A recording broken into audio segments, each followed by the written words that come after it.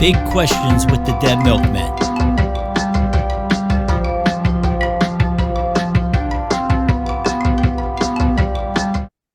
Welcome to Big Questions, the 6th installment of Viewer Mail. It's been a minute since we've done this, but here we go. We got a bunch of questions for you.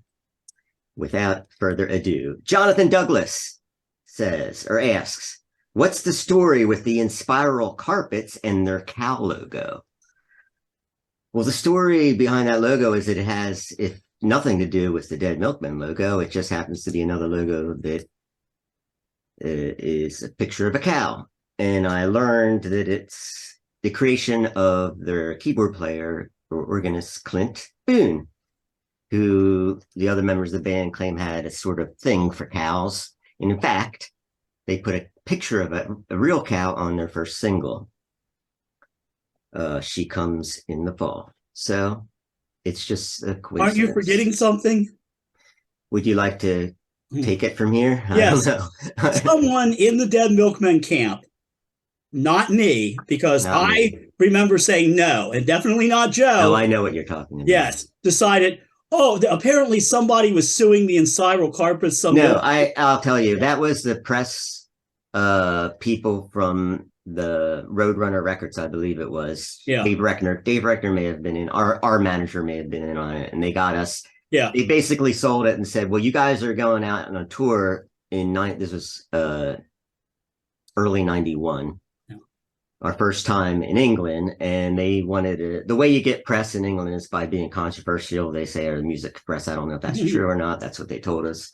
And we'll just have a press release and you guys are suing the Inspiral Carpets because they're much more famous. No, that will backfire. That is a really stupid idea. So if you study the Dead Milkmen, you will learn that sometimes Mr. Rodney says things and people can't hear them. Well, it wasn't a real thing, lawsuit.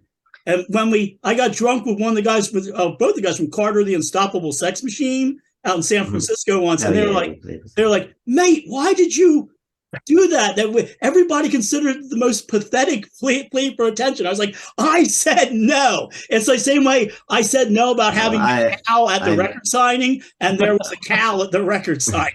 So yeah, I've learned over the years that Mr. Rodney knows what he's talking about, but against the forces of ignorance and stupidity, no. Okay, so that's probably the real answer Jonathan wanted to hear. Jill Knapp asks, if you had to, what, Jill? Oh, Hot Breakfast. Yeah, doesn't she say, wait a minute, she sang on a Dead Milkmen song. She sang on Prisoner Cinema, right? Right. Well, that's like if I wrote a question in. She's practically a member of the band. Okay, so maybe I'll skip this one and this can No, let it go. My question can be, why does nobody hear me when I say don't do that? If you had to start a tribute band, what band would you cover and which of their albums would you cover on opening night?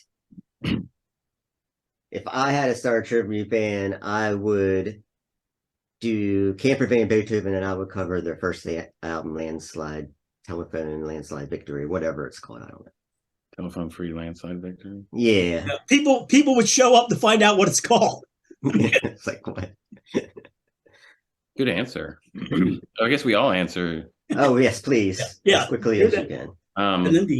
I would choose the Kinks and the Village Green Preservation Society as a, yeah. And I would choose XTC, and I would cover the Black Sea album. I would go with ChemLab, and I would cover Burn Out at the Hydrogen Bar. Because really, let's face it, a lot of people have heard a lot of the other albums, but I think it's part of your sort of duty is to bring stuff to people that's really good they might not have heard. And if I did that and people showed up and if they heard Codeine, Glue, and You, I think I could belt out. I think like a lot of stuff, I look at it and I go, no, I don't know if I have the talent that, pull that off. But I'm pretty sure with just on enthusiasm alone, I could kick ass all the way through Codeine, Glue, and You. If 6 were 9, I'd lose my mind. Yeah. So, right. Definitely ChemLab, Burn Out at the Hydrogen Bar. Robebabu asks, what artist are you most proud of having worked with And who would you like to work with in the future? I guess as a part of the Dead Milkmen, I was most proud of working with Gibby Haynes, although I didn't really do that much work with him except play guitar on just really Rodney's work. But I was just proud. I was happy. I was a huge Buttle Servers fan from the moment I read, even before I heard any music by them, when I read an interview by them in Maximum Rock and Roll, which is a crazy interview. And then I heard them. And then shortly after that, we got to see them. That interview had the best subline of it, which was some people love them, some people hate them. Somebody ran over their dog at the beach. Okay, Dan. And the future one, I have no clue. I'm going to pass on that one. No, I guess besides the Dead Milkmen, I enjoyed playing with McRad for a brief stint. One of probably a couple dozen bass players who can make that claim. But Chuck was great to play with because he kept things kind of on edge, but like we didn't actually practice before the first time I played with him. He'd be like, "Oh yeah, man, I'll be there on Thursday," and then the drummer and I got together and practiced, and then the next time the drummer and I got together and practiced. Luckily, I knew a lot of the songs because when we got up on stage, it was the first time the three of us played together. But I played a bunch of shows with him, and it was great. We just, I don't know, had a good kind of rapport, maybe. And future, future artists I'd like to work with, I don't think they're born yet. I would say it was fun to work with MC Lars, and I've enjoyed a continuing working relationship with Samuel Locke Ward. I know Joe has also worked with Sam. And also, if you want to talk artists, I enjoy working with an artist named Shary, who is an illustrator of a few of the special T-shirts that we've made over the past couple of years. And he does a lot of T-shirt design for a bunch of different bands. So who knows, we might work together in the future with Chris. And that's it.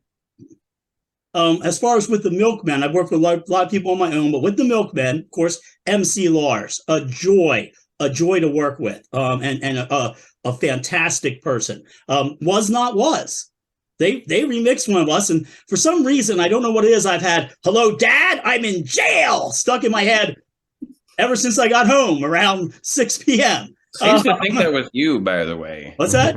I used to think that was you. A lot of people do. Hot Breakfast, we had Joe write in. Hot Breakfast worked on the Prisoner Cinema and really gave it their all and were fantastic. The Memhpis Horns, we've actually worked with the Memhpis Horns. Let that sink in. And that was actually a horn part that I had worked out, had to learn ninth stabs and stuff. So again, let that sink in. Now, as for the future, well, my friends, future events like this will affect you in the future, because that's where we'll be spending the rest of our lives. Chriswell predicts. I would like to work with Randolph and Mortimer. The new Randolph and Mortimer album came out today. Randolph and Mortimer is really one person. It came out actually 2 days ago, and I'm completely blown away. A work of genius. Her Noise is Violence from here in Philly. Be fun to have her in a song. Really hard-hitting, out there, incredible person. And the Number H from Easton, PA, which is, again, one person, but one of my favorite albums from last year. So, again, just to recap, Randolph and Mortimer, the Number H, and Her Noise is Violence. In the future. Wood and Stuff with Steve French asks, what's the story about the children singing the intro to Beige Sunshine? Who are they? And how did that come to be? And why are they on the back of a milk carton? I don't really recall. I just know one of the kids was the daughter of Mike Stewart, the engineer. Okay, and one grew up. Somebody else. Yeah, Brian Beatty rounded up the kids from some of his friends in Austin, Texas, to come into the studio for that. And one of those people was Graham Williams, who ended up being a music promoter, and he was the guy that started the Fun Fest and this. Yeah. So. Yeah. And That's then- how that happened. Range of the kids, What? What's that? the age ranges of the kids. I think they were like between like 8 and 13. They were pretty Yeah. young. Probably shouldn't have bought him beer then. Here's some like voice cracking. We went Yeah, and there had was some. pizza There, with them. there was early teens, but they weren't very. They weren't. They're too young. older than that. Yeah. And I always advise people don't put a children's choir on your album. It was overused when Pink Floyd and the Stones were doing it. It's like when people run out of ideas, it's either children's choir or backwards guitar solo. If you got or like it's like either a children's choir or a gospel choir, and then for a while they were using like two-voice throat singing choirs. The ideas have been overused, people. If you need to have a choir of the criminally insane, or have a choir of people who believe they're possessed by demons, and be sure to credit the demons. Thank you, Pazuzu. Good work. So yeah, Again, I have a list of overused ideas, and I keep them around when we go to make albums. Like, I shouldn't do that. And are any Answer that too? No, you already answered it. Well, you were you were Did the answer age of that? those children at the time. Yeah. Yeah. Yeah, why didn't it? I don't know why we didn't get you. Okay. Are any of you King Missile fans? Apple also wants to know. So two people asked us the same question. I was a King Missile fan. We did tour with them for a while when they put out their album Mystical Shit. I was a fan of theirs years before that, and I still like them. So the answer for me is yes.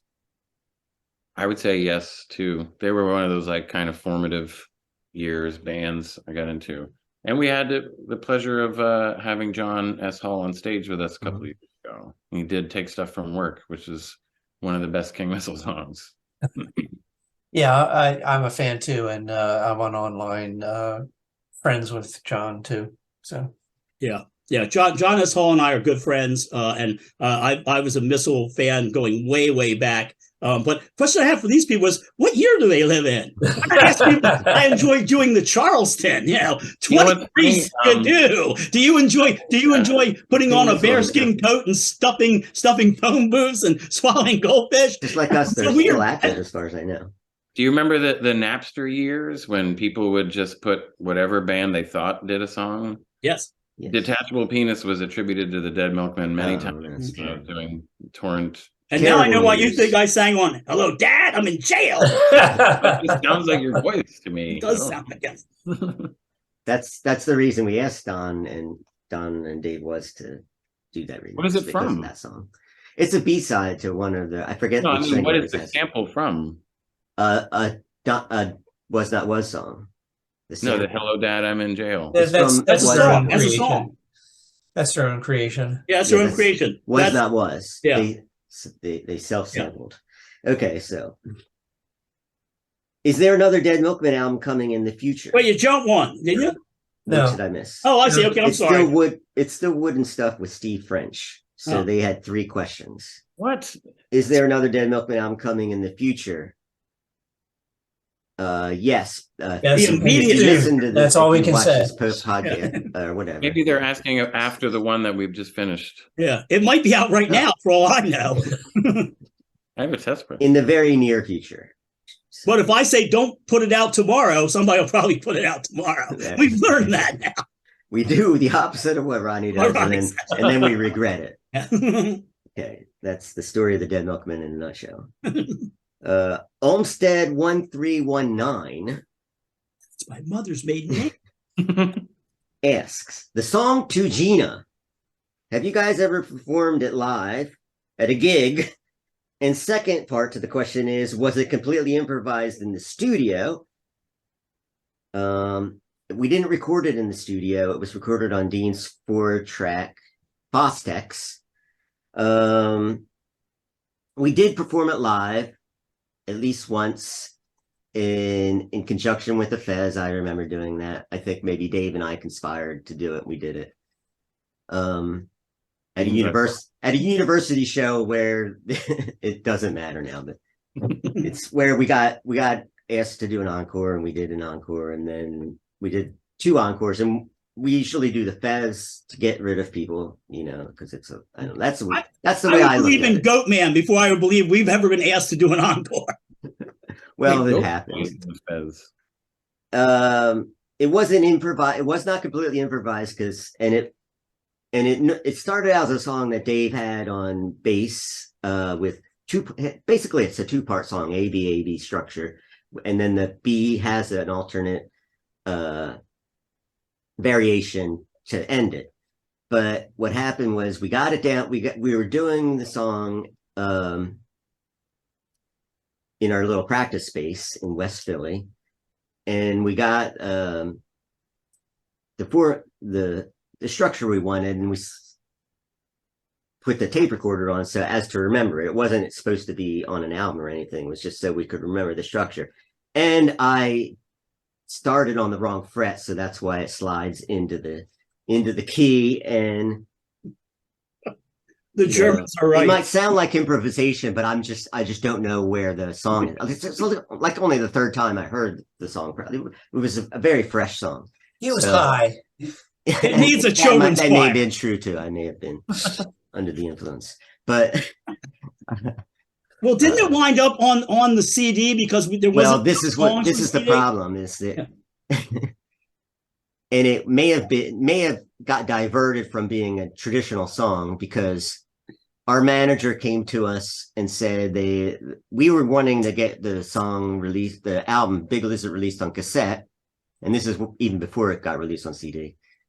And the record company finally agreed, but they wanted a couple bonus songs, and we had in the can we had Gorilla Girl, and that's all we had because everything else we used. So this was just, I guess,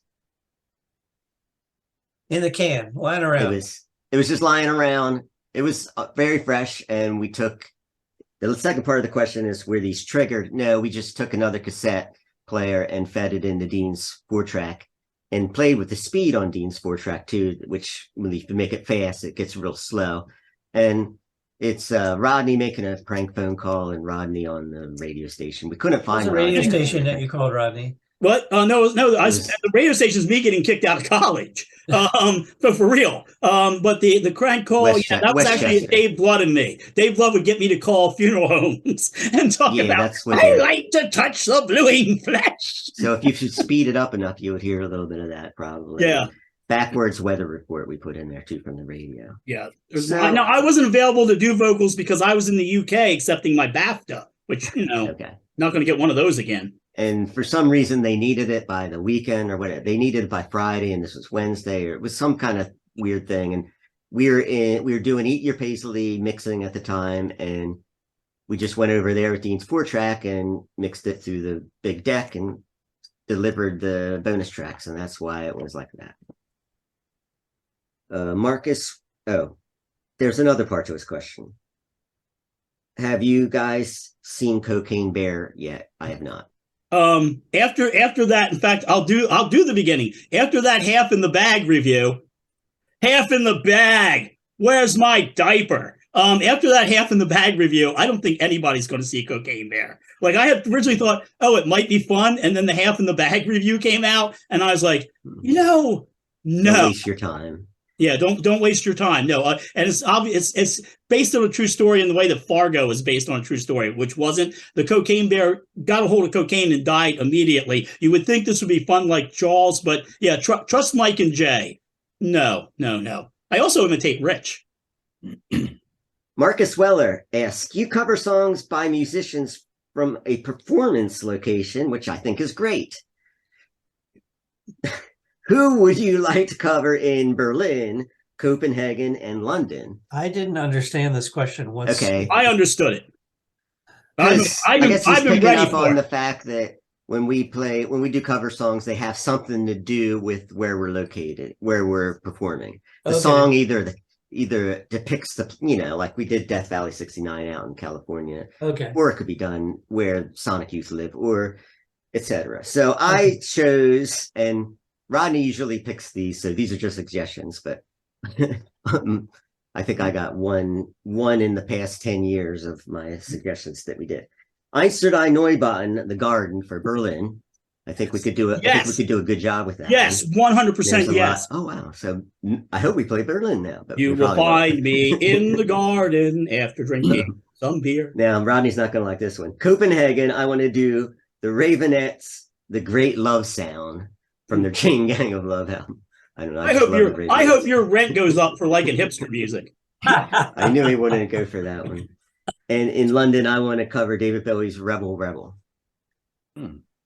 So that's it. Next. Yeah, did you get the question? Yeah, I did. I was thinking the song Metro by Berlin. No, you don't cover. No, you don't cover Berlin anymore. No. Terry Nunn did a bad thing. Nobody. You can't play when you DJ or anything. No. Okay. You have to explain that to me after the show. Yeah. I don't know. My answer was shot down. Copenhagen? I don't know. I'm not sure. How about London? London? The animals from London? Yes. There you go. Like I have a zoo there filled with animals. So you're going to do an animal song? Yeah, it's called the London Zoo. You can see it in Dracula. Dean, do you have any answers for these yet, or? No, I had no clue as to what this was about. That's okay. We'll get to Rodney. People who know me know I calm myself by making spreadsheets full of lists. And I actually have a list of, one list I have is all these cities in the U.S. and bands I would like to have on the bill. Another list I have is pretty much every city in the world and a song to play there. For example, Hello, Triana, Albania. This song is called Lord, Won't You Buy Me a Mercedes-Benz? News junkies are laughing. But for Berlin, that's going to be a combo. Open was sort of instrumental version of Falling in Love Again from the Blue Angel. And then at the end of the show, it's Peter Murphy's Marlene Dietrich's favorite poem. The Blue Angel, since I've been in my, early teens, one of my favorite films of all time. And when I think of Berlin, I associate it with Marlene Dietrich. And that film will break your heart. I once saw it in a repertory theater, and they showed it there, and they kept the lights down for about 5 minutes after it was done because people cry. I cry when I watch it. When I first started dating my wife, one of the first things I did was say, okay, you really need to watch The Blue Angel with me. So that film means a lot to me. So yeah, and Falling in Love Again, you really kind of have to do it as your opening, almost like a cabaret type song, and as an instrumental, and then, like I say, you come in with the Peter Murphy thing at the end. Copenhagen, this is easy. King Diamond, Eye of the Witch. If you're in Copenhagen and you're not covering King Diamond, you should be deported from the country. I love King Diamond. King Diamond makes me happy, and I'm just glad he's out there. So any Merciful Fate King Diamond song, but I would go with Eye of the Witch. Finally, London. And this is apologizing because we had that episode about songs about time, and we didn't mention What Time Is Love and 3 a.m. Eternal. If I'm in London and we're playing London, we're going to do It's Grim Up North by the KLF. First of all, it's a great song. It is. I want to do a version of it with here in the States, with all these northern cities in the States, and in the video have a big sign that says "The North shall rise again." And also, it's kind of a finger in the face of London, which is like a brave thing to do. It's these people from up Manchester way, basically giving the finger to London. So if we can make it out there alive after we do it, I think that would be fun. Pretzel Dude asks, out of all the bands you shared a stage with, which was your most and least memorable, and why? For me, the most memorable was Prince and Sheila E, who we shared a stage with in Minneapolis. We sort of opened for them. And my least memorable, I don't even remember. But I could also... That's what I said. I can't remember the least memorable.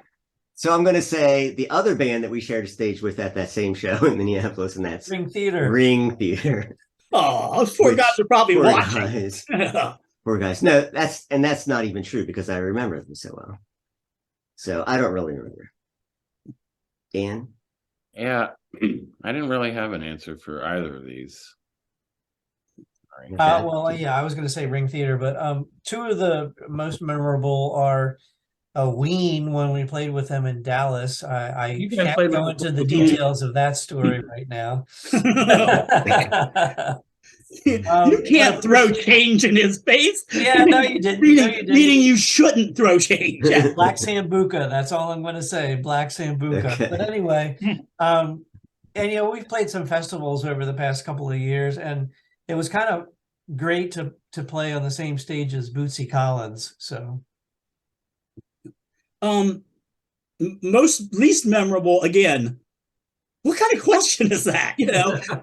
What was it like having amnesia? I don't remember.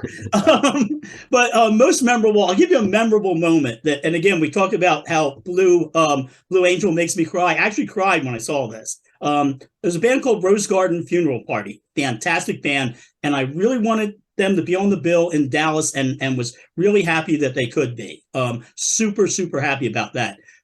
Leah, the singer guitarist, is up on stage wailing away on her guitar, playing, and the rest of the band's wailing away with her. And there was a little girl in the audience. Her parents had obviously come to see the Dead Milkmen, and for some reason brought their child with her. And she had to be maybe 10 years old.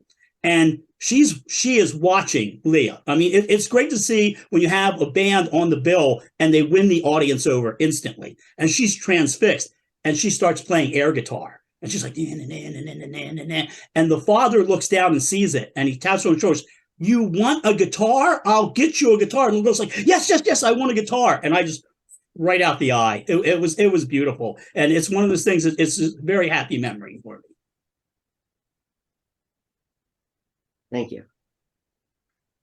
Carlos Perdoni asks, what is the largest crowd ever at a Dead Milkman show with the band headlining, and the largest crowd you ever played in front of? I'm not sure, but I think it was Fun Fest in 2008.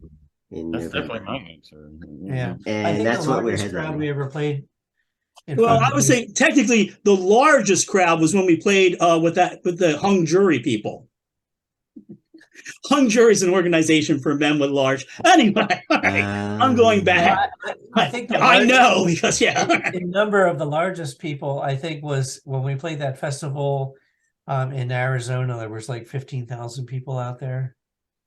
But as far as when we were headlining, I don't know. Maybe Joe's right. Maybe it had to be Fun Fest when we first got back together, because there were people in the trees. I mean, I was freaked out for like a second. Then I went back to being me. Then you give your keyboard away.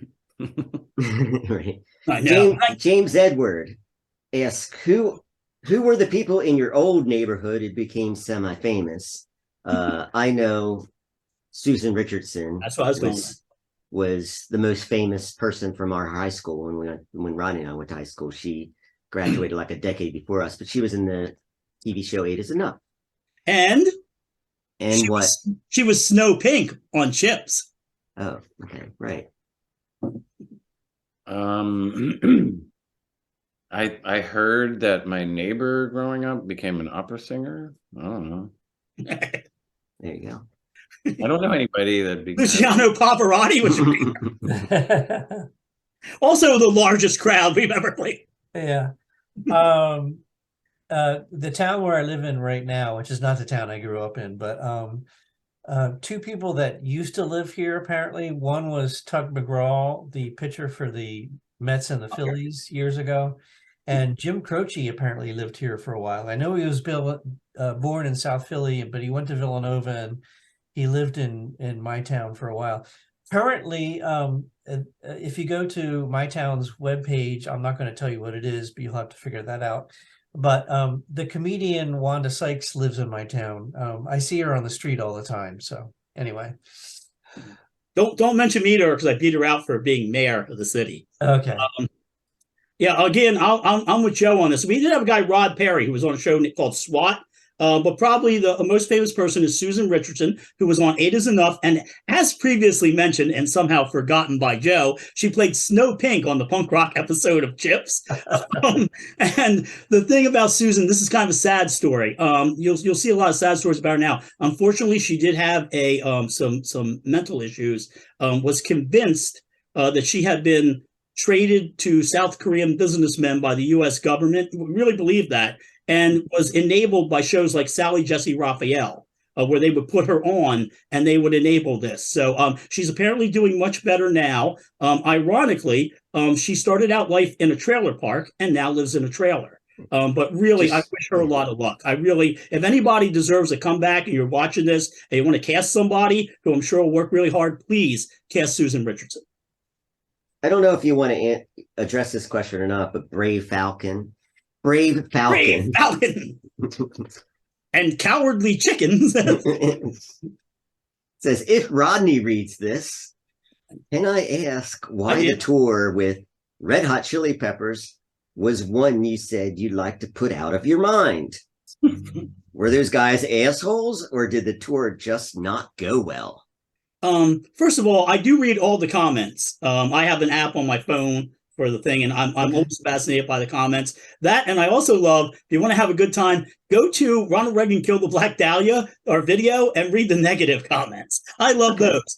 Some people also say, like, I don't read my reviews. I read every review. So I do read that stuff. As for that, I'm going to put it this way. On that tour, we were staying in a motel in Connecticut. And I turned to my good friend. Motel. Well, just one, the one that stands out in our minds. Yes, the Connecticut stuff. Okay, yes, so this is Connecticut stuff. This is the key. The key. This was after we were asked to leave the university for using the overhead projector to project "Hail Satan" into the quad. But so we're in that hotel, and I say, Matt, this doesn't smell right in here. I think there's a dead sex worker under my mattress. And Matt says, jokingly, gets me because the room was horrible, and he flips the mattress up. And there's a ton of crack and crack baggies, crack paraphernalia, all this stuff. So we had to not only leave the room, the hotel, we actually had to call the cops and say, this isn't ours in case anybody reports it. That was one of the better days on that tour. Okay. Yeah, the Red Hot Chili Peppers were, first of all, now, because considering some of the charges they were facing, nowadays you wouldn't play the show with. You would say, no, it's not worth it. Don't need that kind of publicity. But also they were kind of notorious for holding up sound check. If you're the headlining band, don't hold up sound check for the other bands. Particularly, and we didn't do any festivals, but if there's a festival and you decide to hold everything up by 3 or 4 hours, you should have to wear a diaper on stage with a little sign that says, "I'm there's Matt." There's a Lakers game on or something. I don't know. That was one of the best things about that, when the two Three Stooges on that tour came out in Boston and said, "Hey, how about those Celtics?" And everybody's like, "Yeah!" And he goes, "Lakers are going to kick their asses." Sorry, or kiss their asses. I don't know. It was not fun. The tour started off with one of the band members, and the only interaction I had with this guy, he came backstage and I was talking about how a certain band sucked ever since they signed to a major label. And he said, and I'm not making this up, and this is one of the dumber comments I've ever heard from a musician: "Why can't music just be music?"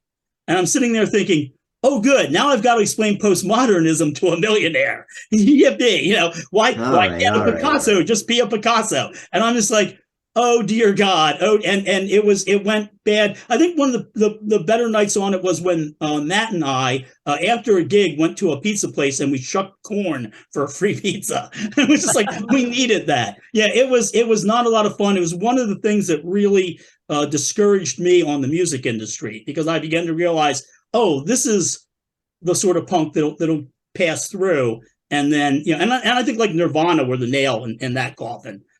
Maybe the Strokes, but yeah, it's that was not a happy tour for me. It was only like 5 dates, and it was only like 5 dates, right? It was if it was 5 dates, it seemed like 500. And dates. it was just the drummer Chad, nice guy. It seemed to go drummer, really nice guy. fast for me. Yeah, and one of the Chad members was really nice. One of the members touched my keyboards without permission, which you do not do. Can I mention something? All right, of course. Every time I think of the Red Hot Chili Peppers, I am always reminded of a quote from Nick Cave, which is beautiful. He said, "I am forever near a stereo saying, 'What the fuck is this garbage?'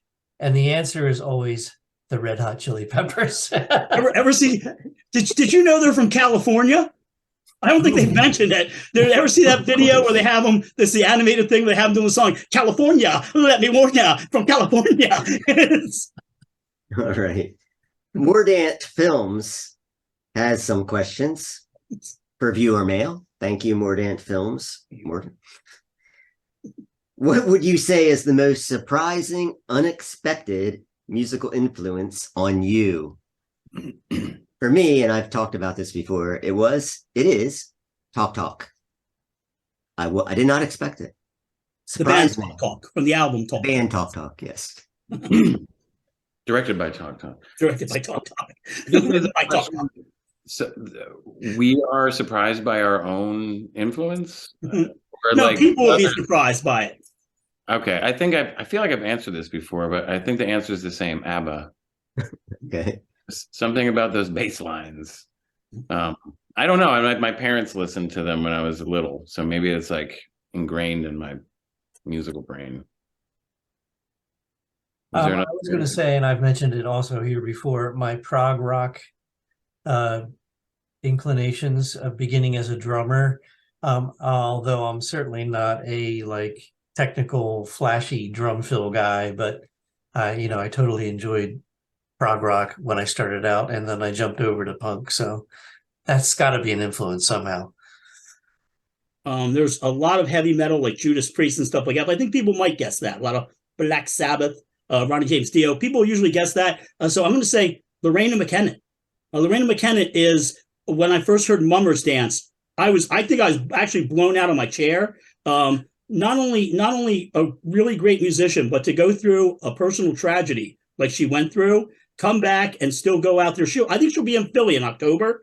So yeah, much love to Lorena McKennitt for not only making great music, but for overcoming something horrifying. So yeah. And by something horrifying, I don't mean she toured with the Chili Peppers. Right.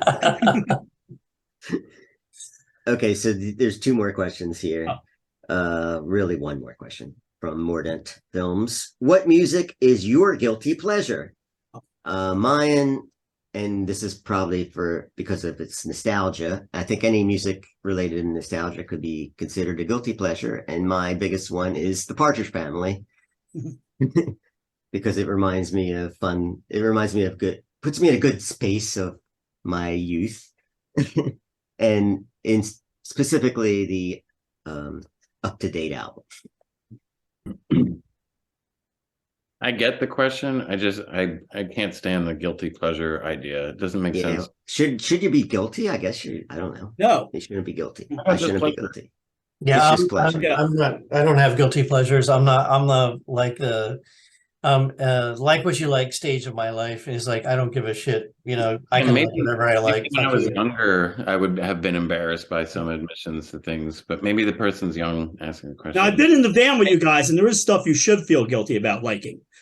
Yes, exactly. So in that case, it's everything I listen to. Yeah, I should feel guilty. Yeah. But I don't. I don't have the guilty pleasure thing. I love something. I love it unequivocally without any apology. I mean, Kiss's Strutter will come on, and I will sing Kiss's Strutter at the top of the songs. And I love anything like that. There should be no. I feel really bad about. And I knew somebody had felt like Konami Code was a guilty pleasure. I'm like, Konami Code is freaking brilliant, man. That's a great song. So yeah. So what about like Rodney? You mentioned Berlin. Like, what about that? Like bands that did something you don't like that you won't listen to anymore? Would that that means you're guilty. That's not a guilty pleasure. That's not like saying, "Oh well, I listened to them, but I really feel bad about the murdered children."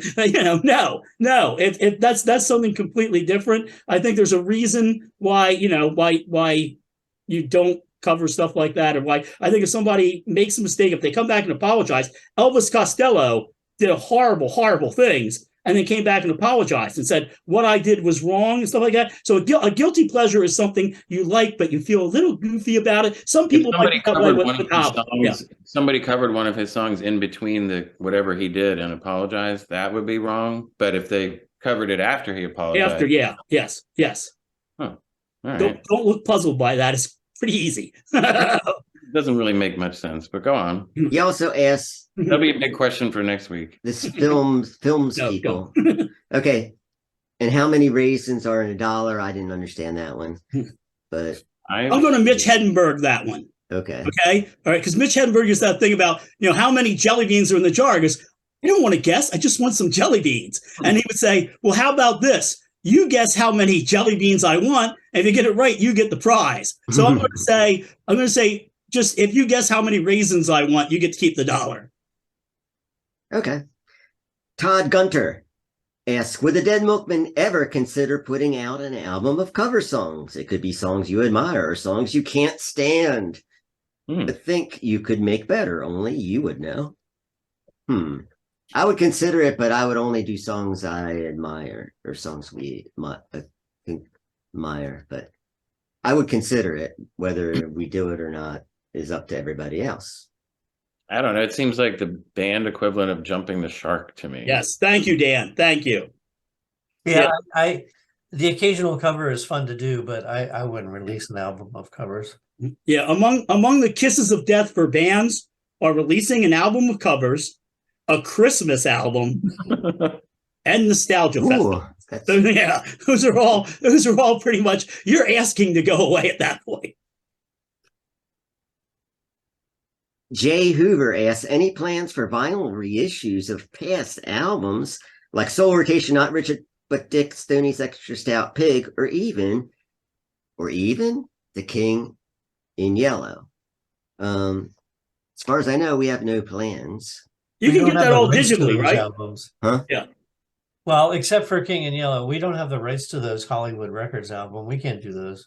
So not I don't know that, if they have any plans. Yeah, we don't have the rights. I know the other guy. Yeah, I know the other guys have a different opinion of this. I'm not a fan of vinyl, and as a card carrying punk and a human being, I can't sell you something you don't need. And I can't say something is bad for you. It's bad for the environment. A friend of mine had a great line. He saw somebody had a Save the Earth bumper sticker and a vinyl record enthusiast. He's like, I just kicked the grill in on that car. So I tend to be different on this, but yeah, I am not a fan at all. I think it hurts underground music.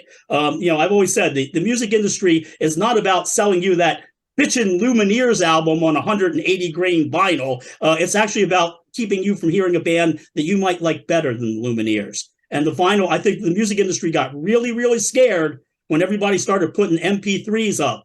And we began that file sharing. And then eventually when Bandcamp rolled around, I think some record executives shit their pants. And I think this was a way to sort of control distribution. And I've noticed that it's like the guy who is the movie fan. He has to have everything on Blu-ray and stuff. And when you look at his movie collection, it's all like Titanic and Avatar and stuff like that, like really Miller and stuff. Whenever I talk to somebody who's a real vinyl enthusiast and I ask them what the last thing they bought was, it's either a reissue or some hipster junk. So yeah, I am not a fan at all. I know everybody else, I'm not speaking for the band, but I have given lectures on this, written articles on it. So yeah. So I'd like to see King in Yellow on vinyl, but that's just me. We could do that, right? We have no plans. Yeah, take the money you would spend, the $50 or whatever on each album. You could spend, if that's 4 albums, that's $200 you could spend on new bands. All right, go get some Louisa, go get some Ultrasun, go get the new Randolph and Mortimer album. Whenever I talk to people who aren't into vinyl, they tend to know new bands. When I talk to people who are really into vinyl, it's that re-release they're talking about. But now it's on 180 grain. Angela Blatt wants to know, did you know? Oh, maybe this isn't supposed to be a question, but that's a question. It starts with, did you know? Okay, but okay. Do you know the way to San Jose? It's a question. Did you know there are Dead Milkmen t-shirts from the Metaphysical Graffiti Tour listed for sale on Etsy for between $220 and $319? Are these legit? How much did they sell for originally, and do you have any left? $150. I bought the Cal shirt on that tour, and now I'm having buyer's remorse after seeing this. Can't imagine it was more than $15. I think that's probably what you paid $15. Probably back then you probably paid Maybe- $10 for a t-shirt. Maybe That even was less. I was And watching American how am I Pickers supposed to know? I don't know. How am I supposed to know? I I don't see these things on Etsy. The That's- only thing I ever looked capitalism. on Etsy for was I'm not aware of it. yeah. I do know that I probably have a sample of one of those shirts on my basement, but I'm not going to sell it to you. So I was watching American Pickers. Hey, talk about people who got in trouble for things. And I was watching American Pickers one night, and they had a Dead Milkman shirt, I think like $300 was, they're buying like all these like Fugazi, Black Flag, Butthole Surfer, and they're buying them for like $200-$300. Oh, we can get $300-$400 for something. This is the most unpunk rock thing I've ever seen. Really, if I was getting that, yeah, I would just crank them out in my basement and give them away just to deflate the market. Like dump 1,000 of them somewhere. Yeah, I can't think of anything I would pay $300-$400 for. Again, that's $300-$400, $1 songs off of Bandcamp. So yeah, just don't and make your own shirts too. Make your own shirt. We're not going to come after you.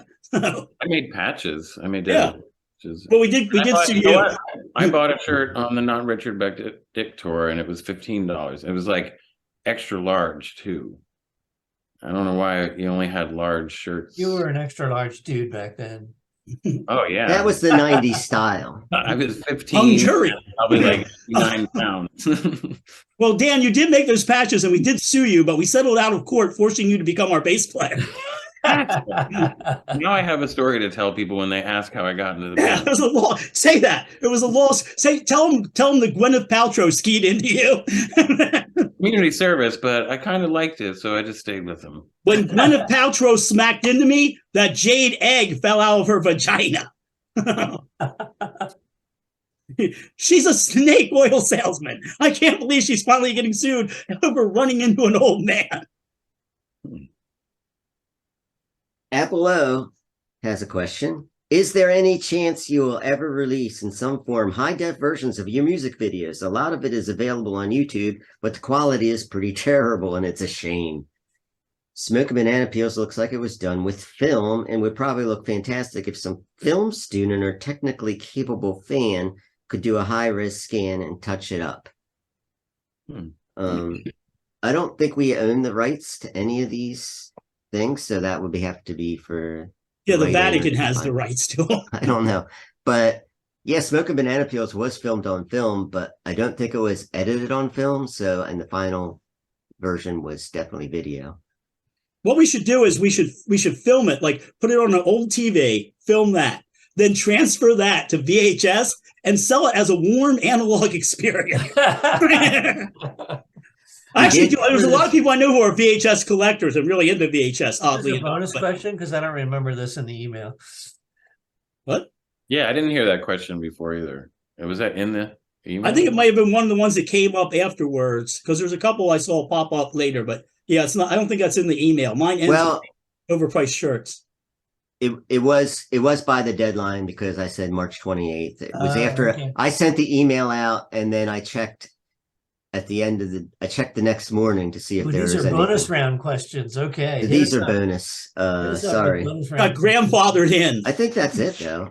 Yeah, there was one or two more, but I might have them on my phone. Hang on for a second. Okay. I have a quick question. Check. Yeah, let me check. When you were talking about Tugina being added onto the Big Lizard cassette and CD, what was the story behind Vince Lombardi Service Center on Eat Your Paisley? That also was, they wanted a bonus track, and we had recorded it, but I think we didn't think it was strong enough, and we already had an instrumental. We actually recorded Vince Lombardi Service Center at the other studio when we were doing Big Lizard too. So I don't know, like, what's the story? Why did we put these the tracks on? Why was it on the album? Because they demanded they wanted a bonus track in order for us to release a cassette. I always was annoyed by that, but I wanted cassettes to be released personally because that's what people bought and people are asking for that format. I'm just wondering if you're saying you guys didn't want it on the album, but then it ended up being on it on a different format. So it was like an outtake. What? It wouldn't even fit on the album. Because we already had an side has to instrumental. be less than 20 minutes aside. But then it ended up on that album. I think didn't we record it when we were doing the Big Lizard things? I don't remember. I think so. Rodney doesn't look happy. No, I'm just thinking. I checked the email, and that was the last question that we got in there. And then I was thinking about something, but I think that already escaped my head. Here's a little inside baseball. Well, she does have a second part to her question. We recorded when we were recording the session. Did the recordings for Big Lizard. I think we recorded a version of Surfin' Cow, but yes, we did. We weren't satisfied with it. And so it wasn't until Eat Your Paisley when we did it again that we decided it was worthy of putting on. No, we didn't like that one either. Oh, okay. So we did that song 3 times. It's true. Okay. We did it in Eat Your Paisley, and we didn't like that version, and we finally did it in the Bucky Fellini album. Okay. We almost invented house music before anybody else. But it sounds the way it does now. I'm like, wait a minute. See, we do have standards. So yeah, Apollo also says, I think Rodney may be clairvoyant, because my other question is, has there ever been any thought of making a proper Dead Milkmen movie? I will definitely watch In Fabrique, but I have big dreams of your band cooking up your answer to The Song Remains the Same, Help, Head, Funky Forest, and Mary Poppins. In this age of 4K cell phone video and film editing software, it wouldn't cost you anything except time. And that's the one thing we're all running out of. There was a movie called Blood Orgy of the Atomic Fern. I wrote the treatment for it, and it was awful. I would say right now, if you need any rock and roll movie, go watch The Runner. Please, there's still some of you who haven't seen The Runner yet. Please go see The Runner. Do yourself a favor. If we were going to make something, we would just overdub The Runner with us. I mean, that's how good it is. So great. Thanks for answering all these questions, everyone. Thanks for asking all the questions. Viewers, where we will be without viewers. Another one for a long time. That was awkward. That was awkward. Goatman's in the room with it. Let's move on now to recommendations. Recommendations. Crap in the bag. I would like to recommend an original Hulu series, which is now in its 3rd season, called Wu-Tang Clan: An American Saga. Wow. Yeah. Presidents come and go, but Wu-Tang is forever. Wu-Tang is forever. That's true. And it's the fictionalized or based on a true story dramatization of their formation and rise to fame and thereafter. And it's in its 3rd and final season now on Hulu. I find it entertaining. I'd like to recommend doing art, doing music, plant seeds, drink water, unless you're in Philly right now. No, I'm just no, you can drink it. Yeah, it's fine. Take a walk, listen to birds chirping. Do all those things. And let me know what you think. I cede my time to Rodney because I do not have a recommendation this week. I've been so busy with work and other stuff that I have no time for anything else. I've been busy with work, but I love you folks, so I took time to make recommendations. Let's start with the very first one. Pretty Addicted, Child of the Devil, new song from the band Pretty Addicted, who are amazing. Now, if you're a vinyl collector, you probably already have this because you're so in love with music. I love the band Pretty Addicted. So those of you who see us live, and I used to wear the t-shirt that says, we come, we fuck shit up, we leave. That's a Pretty Addicted shirt. Just a great musical project. And the song Child of the Devil is just wonderfully creepy, and it's very, very punk rock. So I'm down with that. Up next, the American Hysteria podcast is doing a multi-part series on Jack Chick. Yes, the guy who makes the Chick tracks, as in Blackleaf. No! And did you folks know that Jack Chick once helped a child molester get out of jail early? He did. It's really shocking and really bizarre, and you get really into the world of Jack Chick. Not the world that Jack Chick created for himself, but the actual world, the stuff that really happened. And it's weird that they were able to get a lot of these crazy Jack Chick people on talk shows and stuff. There's a clip of a Jack Chick, I guess, follower or somebody who read this stuff appearing on Donahue and asking Ayn Rand a question about Atlas Shrugged. I'm not a big fan of Atlas Shrugged or Ayn Rand, but I consider this question bonkers. It's like it predates QAnon. It's like almost like the the precursor to QAnon. Really, really spooky stuff. And then the wise philosopher Dan Stevens once said, "A man and a bear can't always get along, because sooner or later something bound to go wrong." I'm recommending this week Unbelievable Bear Attacks. Human prey, real wild. You need to see this. Not only is it, at one point, there's a bear that goes on a rampage, and it's almost like Jaws on the land with a bear. It is absolutely horrifying. But there's also a animal behaviorist who has clearly been mauled. He mentions he's been mauled, but you never get his backstory. You have to fill it in your head. I really, you'll have nightmares. But again, Unbelievable Bear Attacks survivors, human prey, real wild.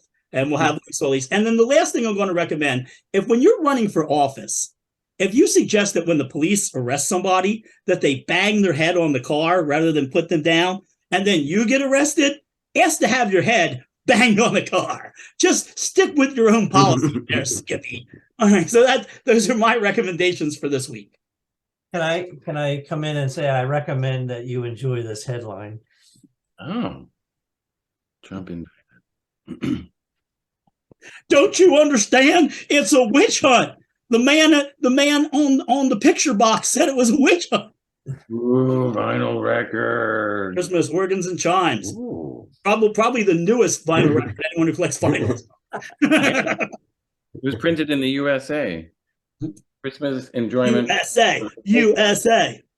Yeah, because they don't have church music over in other countries because they're heathens. They're heathens. And what's this? Peter and the Wolf, starring Peter Wolf from the band Jay Giles Band. You ever hear the Peter and the Wolf narrated by David Bowie? David Bowie, yes. I had a copy of that at one point.